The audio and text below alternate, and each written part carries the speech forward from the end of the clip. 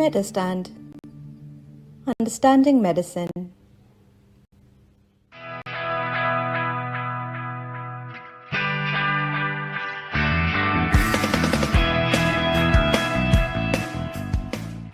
Ladies and gentlemen, welcome to Medurstand. This is the second of the series of interviews on role of artificial intelligence in medicine, in healthcare in general and in medicine in particular.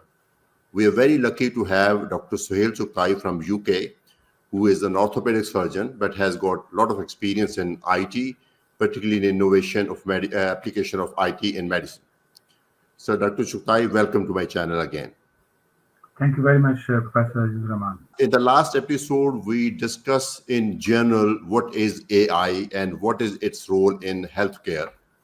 And you told us there's a lot of potential, and we decided to discuss its role in diagnostics in this episode. So first, before we go into the details of individual components, can you tell us an overall role of artificial intelligence in diagnostics in healthcare? It's a very exciting topic. Artificial intelligence has revolutionized the face of medical diagnostics. Where do I start from? Let me start from history taking. You know, the human memory, no matter how much intelligent we become, we have a limited working memory. 3 to 5, for example, 5 or 4 objects, one time we have available to make a quick decision. Now imagine if the working memory barrier is completely alleviated. Like a human brain knows a lot of things, but what can be deployed at one moment is 3 to 5 working memory.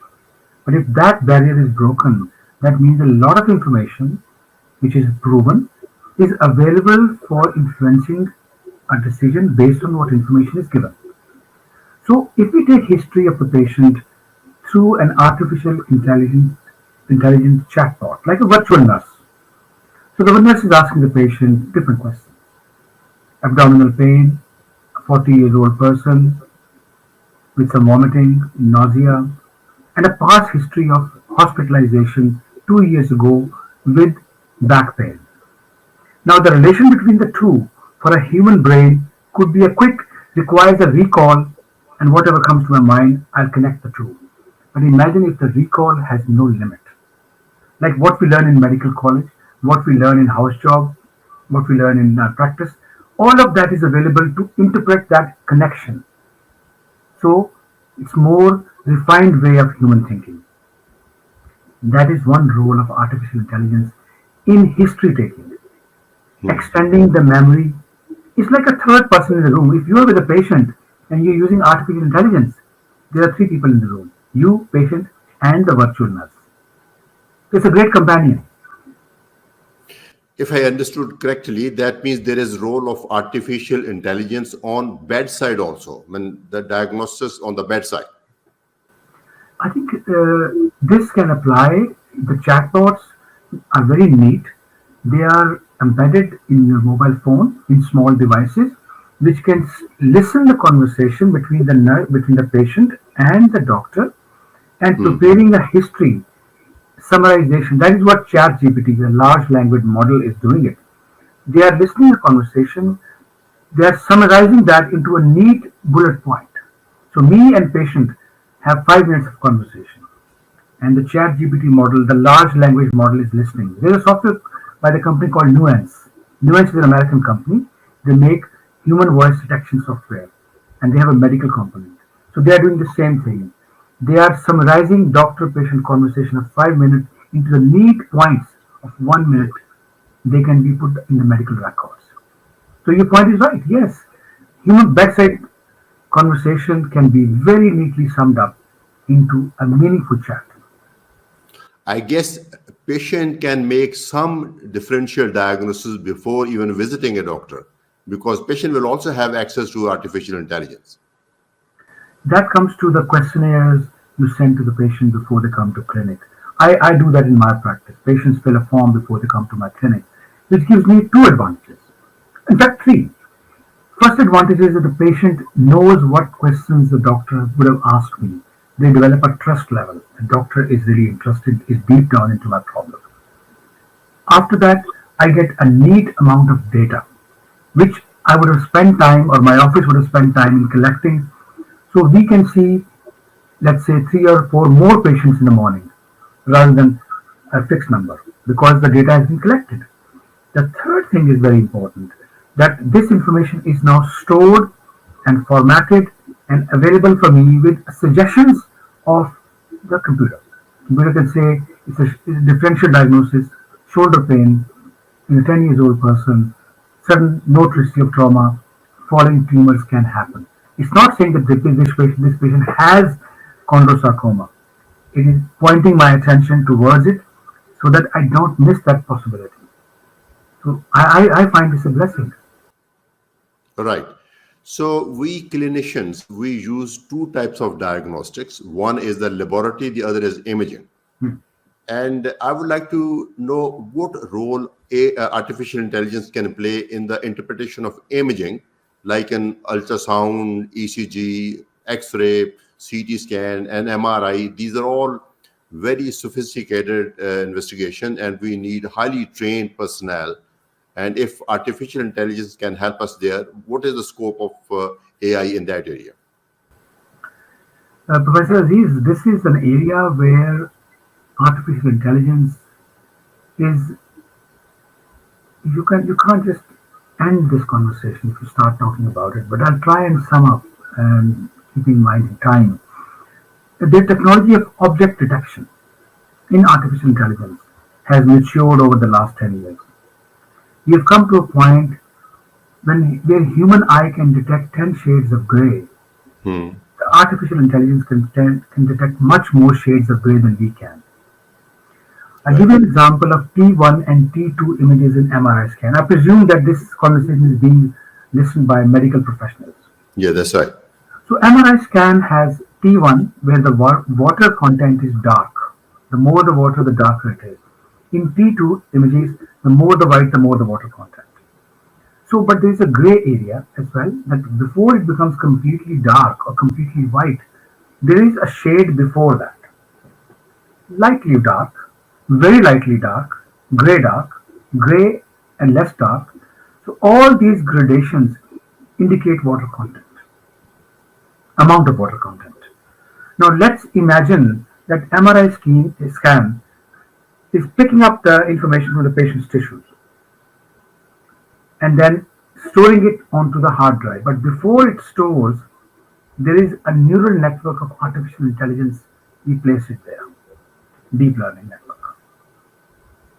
Right. That interprets that grayscale and tells us how much water content percentage-wise could be there, which human eye cannot detect. Right. So though I've understood correctly that because of the increased sensitivity, the AI-enabled equipment will be able to see or pick up certain abnormalities which human eyes cannot. Is that right? Absolutely. The information is there, but human eye is not capable to detect or differentiate two grayscales, which are very close by. Yeah. But artificial intelligence is picking and then interpreting that. It's not just picking, it's the interpretation that if it is 90% dark, 10% gray, what will that mean? If it's 95% dark, what will that mean? So eventually what the report comes out towards while the scan is finished, before the patient walks out of the room, the report is ready. Imagine Right. the speed. So it's not only the accuracy, not only the quality, the time saving is of huge interest to medical professionals. I think that is one of the great advantages because time is money, and especially when we are treating serious patient with stroke, we want diagnosis immediately. And if AI enabled equipment can give us quicker diagnosis, that can of course translate into better outcomes. That is where we're going. The same goes for pathology images. Imagine that a cell or cell carcinoma or Reed-Sternberg cell, what looks like that. There could be 10 different image variations. So what is closer to that, we probably may not be able to detect unless we sit down for hours and hours on the slide and see it again and again. Computer can tell us that which is the closest model of Reed-Sternberg cell or cancer or cell carcinoma. So pathologists and radiologists, These two branches have a lot of assistance available to the point where the threat is available. There is a threatening kind of atmosphere. That will the pathologist be required? I think they will be, because eventually someone has to take responsibility that I diagnose this condition as tumor. You cannot have computers saying, look, this is tumor. There has to be a human verification. Okay, right.